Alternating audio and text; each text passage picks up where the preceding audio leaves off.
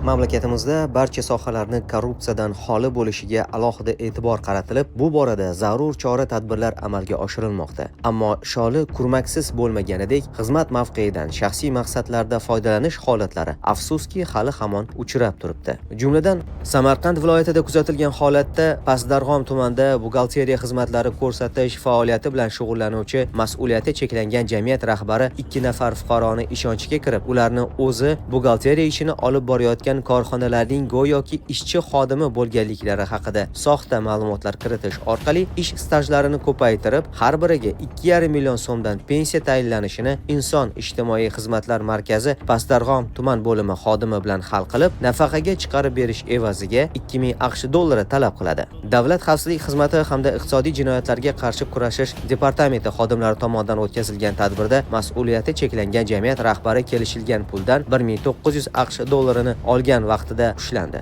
Hozirda mazkur shaxslarga nisbatan Jinoyat kodeksining tegishli moddalari bilan jinoyat ishlari qo'zg'atilib, tergov harakatlari olib borilmoqda.